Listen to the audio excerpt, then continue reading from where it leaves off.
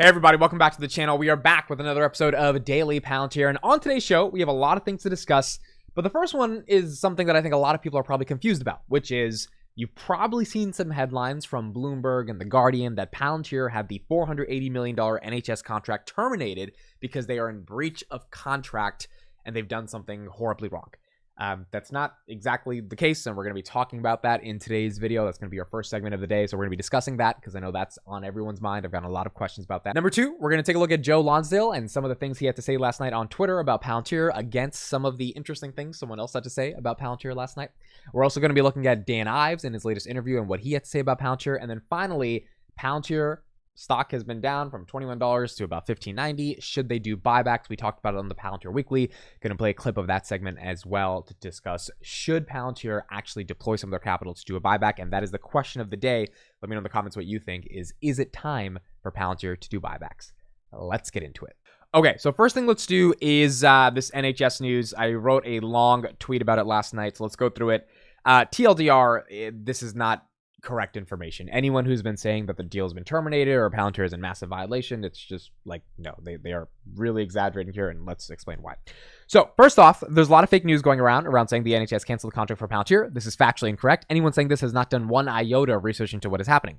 So far, nothing has been canceled. The deal is not off the table, and in my opinion, this whole situation is just a misunderstanding and will not result in termination of the deal. So I don't have any unique information to say this will not result in termination of the deal, but given my opinion and the argument I'm about to make, I don't think that this deal is going to be terminated. So what happened?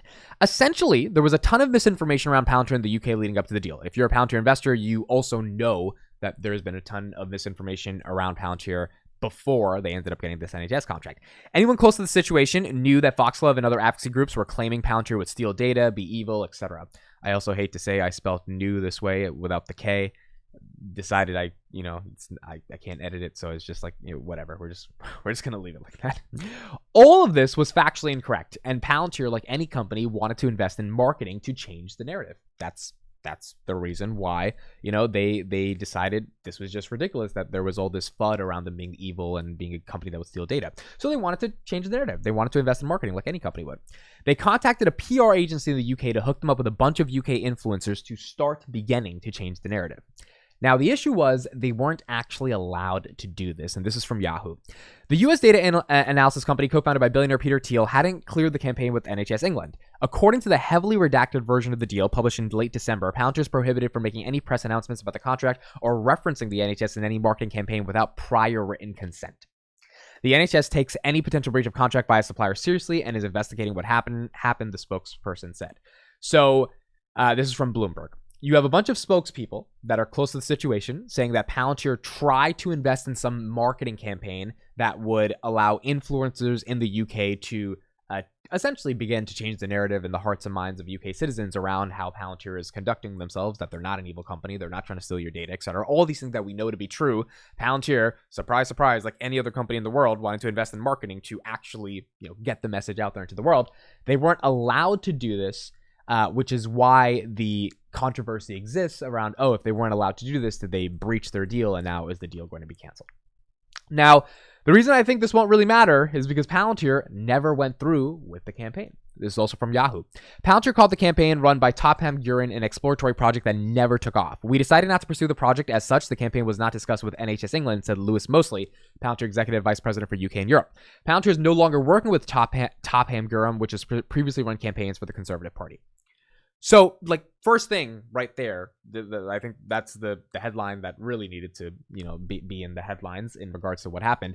They never went with the marketing campaign. So, is this a little bit of a breach of contract? Yes, but if you never actually went with it, Lewis Mosley, the head of the UK at Palantir, his argument is like, why do we have to tell the NHS we were doing this if we never did it? That's just internal marketing within the company and our own private affairs, but nothing we have to discuss with the NHS.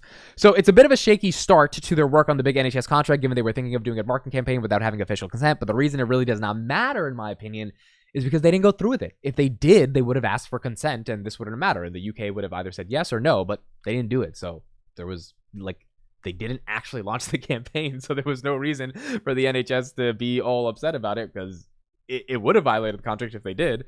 they didn't, so they didn't violate the contract. If they didn't pursue it, there was really no reason to bring it up. So was this some breach of contract that justifies terminating the entire $480 million deal? In my opinion, no. I don't think that will happen. Rishi Sunak, Prime Minister of the UK, he's smarter than that. This is quite frankly not even a story because they never went through with launching their marketing. You can't blame a company for trying to fight back against misinformation, and if they never actually did it, then they didn't breach any contract. The media ran with this breach, quote unquote, heavily, implying that the deal may get canceled, but I doubt this would be the reason the NHS goes back to huge wait times and backlogs. The NHS needs to be fixed. Palantir is going to fix it, and when they do, none of this is going to matter. Look, at the end of the day, Palantir is getting this deal, has gotten this deal because the NHS needs to fix a broken system. It's just that simple. That's why, with all the controversy going on in the UK and every other company that would have immediately taken this deal, probably for a couple $100 million less than what Palantir took it for, they gave it to Palantir because they knew that their technology was highly differentiated, and if that technology was so highly differentiated, then it was going to work and it was going to create some meaningful change within their system. And at least that's the goal. And we're going to see that play out over the next couple of years, hopefully. So from that perspective, look, maybe the NHS comes back to us soon and they say, yeah, the deal's canceled because Palantir had some massive breach of violations because they wanted to do marketing. Or maybe they say they're going to reduce the deal because they can't trust Palantir anymore. Like if some ridiculous thing like that happens, then at that point, I cannot even blame Palantir as a shareholder. I would be like, yeah, that sucks. But if we lose the deal because you tried to launch a marketing campaign and you never even did it, but you tried to inquire about the possibility of like fighting back against some of this misinformation, and that's why you're getting scolded for that and losing an entire deal. It has nothing to do with the technology. The data didn't get leaked. It was just like, at that point, I'm just going to be like, you know what? The UK, you've got your own issues. You're never going to go solve this issue, and Palantir is better off just doing other things at that point. So I don't think we're losing this deal. I think it was just kind of a fake false headline for clicks and drama. And I get it. That's what the media does. But in general, for those that were confused about this, this is the situation that's going on. I got a lot of comments over the weekend saying, oh my God, the deal is canceled. The deal. I know that's how the media portrays it. The deal is not canceled. To the best of my knowledge, the deal is not going to get canceled unless the NHS comes back and says we're canceling it. And if they do that, if the NHS comes back and says the deal is canceled, then okay, the deal is canceled because we tried to do some marketing because the NHS really couldn't do the best marketing and convince their own citizens, hey, Palantir is not trying to steal your data. So Palantir took it up in their own hands, and they never even went through with the marketing. So I don't think this is a story. I don't really think anything's going to happen here. I think we're pretty safe on this one, but I'll keep monitoring it, and we'll see what happens over the next couple weeks. All right, two things I wanted to show you guys that I saw on X or Twitter last night. I got to get used to calling it X, but here's Joe Lonsdale responding to someone. So Joe Lonsdale said, 2024 is about settling our civilization back on track with moral clarity and boldness. This isn't peacetime, no mercy for cultural Marxists, not a dollar for the wasteful bureaucracy or unaccountable spending. Fix them all, fix the incentives, and drive out every bit of nonsense. A random Twitter account says, oh, please, you literally founded a company that is directly empowering that shady, oppressive bureaucracy. Who are you kidding? So the argument being that, Palantir is the reason for why the government is bureaucratic and oppressive. So you're being a hypocrite, Joe Lonsdale. He's the co-founder of Palantir, for those that don't know, in terms of your argument that we need to get rid of bureaucracy, but you founded a company that empowers the nature of that bureaucracy. Joe's response, I founded a lot of companies. Palantir was specifically built so that you can watch The Watchers with full audit trails and get done with one person what took dozens of people before. It has saved the government billions of dollars and helped stop major attacks. Now you know. Two things on this. Number one, he's absolutely correct. It has stopped major attacks. We know this for a fact. We've seen this in a variety of interviews and just a lot of data that has come out that Palantir has helped the government stop major attacks, which is really, really important because if you want the government to not violate civil liberties in terms of intruding on people's lives, think Patriot Act after 9/11, or you don't want the government spending massive amounts of money on anti-terrorism, then you need software to be able to bridge the gap between bureaucracy and the government and then all the bad things they'll do if bad things happen. And so that's where Palantir software comes in. That's where they save the government money. Number two, we have a prime example. The Army Vantage system that gave Palantir a $115 million extension 3 weeks ago, they literally came out in a press release and said Palantir has saved us $4.4 billion. I mean, at some level, I'm sympathetic to the argument that people make that Palantir is just a function of the state and that, the state is becoming more XYZ because Palantir is there. But that's like such a surface level argument. And you would think that because Palantir is a defense contractor, so of course they're getting money from the government and you're thinking, oh, Palantir is making the government more blah, blah, blah. But if you actually go deeper into what they're doing for the government, how operational they're making the government, how efficient they're making the government, how they got $250 million to do AI ML research for a reason from the Army because the Army really needs that research to become more effective and efficient, etc., then it's not really about Palantir, being a tool of a bureaucracy, but rather Palantir is trying to stop that bureaucracy from being bureaucratic. One more thing I want to show you guys on Twitter. Here's Dan Ives last Thursday speaking on AI. He had some really interesting things around Palantir and how it's coming up in the discussions he's having. Palantir's an interesting one. So the Messi of AI. The Messi of AI. I'm not a big soccer guy, but I feel like you're saying something positive. Let me ask you about it. It was a monster 2023 for Dr. Alex Karp and that crew at Palantir. But you say stick with it. It's still a buy in 2024. The best pure play. Why do you say that, Dan? Because the work that we do from a use case perspective, they're the first call. In other words, everyone focused on government, what they've done there, maybe some of the controversies. The reality is that they've leveraged that government expertise into enterprise. You look at AI. So you see the commercial just keep on growing. Right now, you don't see a major AI deployment where Microsoft, Palantir are not at least tip of the tongue in terms of some of these use cases. And that's our view. Our view is some will say Palantir is expensive, it's hype. This year they prove it. And I think that's the key as this all plays out for what I continue to view as stock that could ultimately double over the next 12 to 18 months. Now, this is really exciting, and the reason I wanted to play that is because ultimately Dan Ives has been on the cutting edge of a lot of this research when it comes to Palantir. When he was on my channel about a month ago, I talked to him specifically about this thing in regards to what's happening with Palantir, and his argument to me was pretty simple.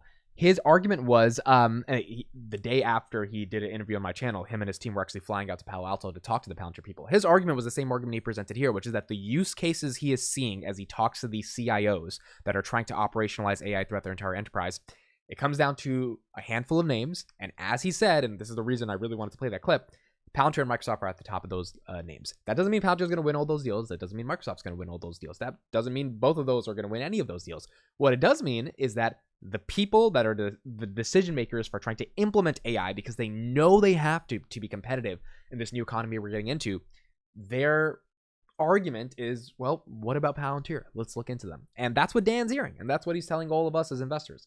So from that perspective, I know we got the downgrade a couple of days ago, which we talked extensively about on the podcast, and I think the downgrade is fair to an extent. Is it $13 fair? I don't know. The market will decide that, but the argument being made in it is fair because there is a lot of fear around Palantir's go-to-market strategy, even if there's not fear about Palantir's product. We are going to find out in the next couple of quarters if that go-to-market strategy is working, and if Dan Ives is actually correct about what he's saying, then it's likely should be working, because if there's that many people saying it's either Palantir or Microsoft when they're trying to figure out what enterprise platform to use, Palantir is going to be the conversation to get a lot of these big deals, and it's going to start scaling quicker than we expected. So we will see what ends up happening, but that is one clip I wanted to share. Dan Ives continues to reiterate that he is listening to people, and they are saying that Palantir is up there in the list when they try to procure AI-enabled software. Okay, as I'm recording this video, I forgot we also had some other top headline news over the weekend that I didn't get to mention. Cathie Wood bought 1.03 million shares of Palantir. Really simple stuff. I mean, nothing too complicated on this, but Palantir bought, Cathie Wood bought about 777,000 shares in ARKK, about 153,000 in ARKW, and then 100,000 in the ARKF FinTech Fund. ARKW is the next generation internet. She bought the dip. Palantir fell about 4% after it got downgraded. Cathie Wood said, you know what? I'm going to buy some stock. I wouldn't have been surprised if that stock was early in the day, because Palantir was at 1567 in the pre-market on Friday, and then it spiked back up to like 1590. So maybe she put in a buy order in those first couple of seconds as the market opened. But yeah, I forgot to mention, because there was a lot of news, that Cathie Wood did indeed buy 1.03 million shares of Palantir. It seems like she's bullish. She continues to be bullish. She did a podcast with Shyam Sankar a couple months ago where they talked about the company's sticky government business and operationalizing LLMs with the enterprise platform via the AIP. And it seems like she's ready to get back into Palantir, and on the dips, she is there ready to catch it because she seems to be bullish on Palantir. We'll see if she continues to buy more, but so far, on a pretty bad day for Palantir, pretty bad couple of weeks for Palantir in terms of its stock action, you've got Cathie Wood buying up more of the stock. All right, last clip I'm going to play today is a clip from the Palantir Weekly podcast. We did a discussion for about 5 minutes on if Palantir should deploy their cash to do buybacks. I'll leave the full podcast link in the description, but I thought this was an insightful 5 minutes just from 3 people who've been in Palantir for a while, kind of talking about the dynamics of what it would take for them to think it's ready to deploy that $1 billion into buybacks personally. And that's the question of the day. Let me know in the comments what you think. Personally, I don't think yet is the right time. I think maybe 13 and below you start thinking about deploying some of that money for buybacks, but that $1 billion needs to be in short-term treasuries to ensure we're going to be gap profitable. I think it's not a doubt we're going to be gap profitable next quarter, but last quarter 40 million of the 72 million we made was from treasury income. So 32 million was literally just income from operations, which is great, but more, 40 million was from the treasury. So unless our operating margins increase or we grow massively in Q4, that number is either going to go down or it's not going to be as high as we thought it was going to be in terms of actual GAAP profitability, which means we need that treasury income at the end of the day. So I would rather them use the 3.3 billion to make sure we get that treasury income. Hopefully they can grow the operating income, and then we will continue to increase EPS. But if they just take some shares off the float, when I don't think they even need to because there's so many investors willing to buy their stock, then that's probably not going to be the biggest thing in the world. So here's a clip of us talking about buybacks, and let me know in the comments what you think about buying back the stock. Question for you guys. Do you think at these prices they should deploy some money on the buybacks? I personally would, but go ahead. I don't think so. I think that they still need to worry about getting themselves into a place where they are able to generate closer to $1 billion of cash first. So I would anticipate I would not be buying anything until 2025 timeframe. I'd like them to see and establish about a $700 to $750 million adjusted free cash flow next year. And then by 2025 timeframe, get closer to 950 to $1 billion like we discussed. And if that's the case, and the reason being is I have some reason behind this, we're on let's just say right now, we're probably going to get to 600 or so. My numbers are going to be off by 100 million plus or minus here, but 600 million or so in terms of kind of adjusted free cash.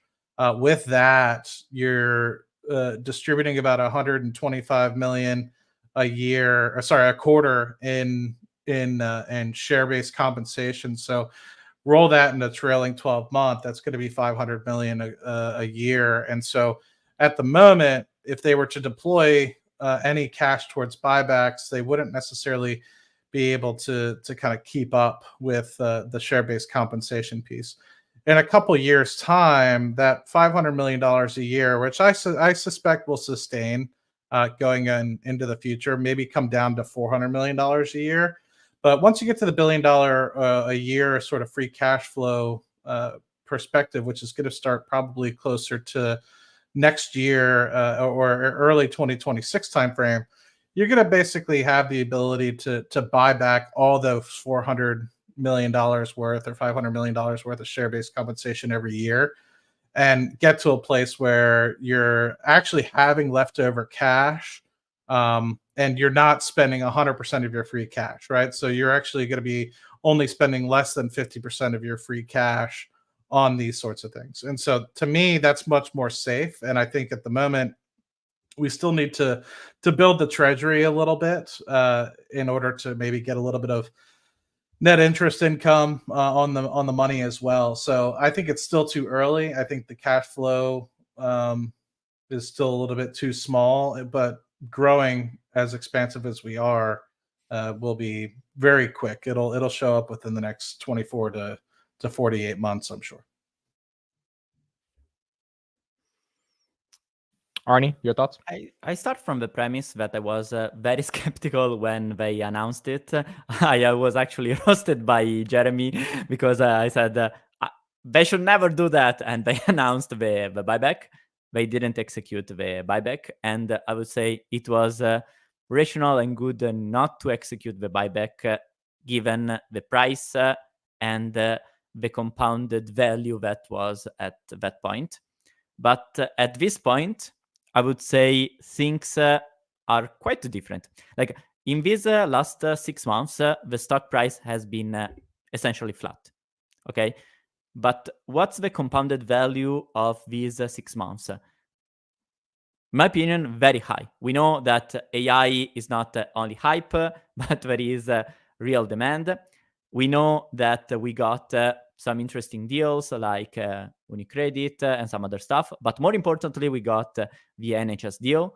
We know, like we have further confidence that the defense world is not only thinking of, oh, maybe one day we will need AI, but they are definitely starting to see that as a real need. So this changes everything. Would I buy back aggressively? Absolutely no. But I would say I would be happy if I were, let's say tomorrow I'm the CFO, I would at least start the buyback. And I say this because buybacks are effectively an investment the company makes. And you want the company to actually understand well how these dynamics work. Otherwise, you risk doing the worst thing ever, like Facebook never doing a buyback. Then they started doing a buyback when the stock was relatively expensive, when the stock crashed, and they didn't buy back. You need to learn as a company, unless you have a super crazy skilled CFO like Apple, how to perform this stuff. Because buybacks can destroy value or generate value for shareholders. So personally, I would start, but I would start very small. Let's say with the interest income you get from the cash, that 150 million cash you get from the cash, rather than having more cash piling in, I would start this process of buybacking, especially given the considerations that we shared in the last minutes. The valuation now is not high, and potentially if Palantir were to be bought by another company, the valuation would be extremely higher. Look at Snowflake, how much they paid for these acquisitions. We don't know the precise numbers, but I would say they were probably way higher than a 40x free cash flow.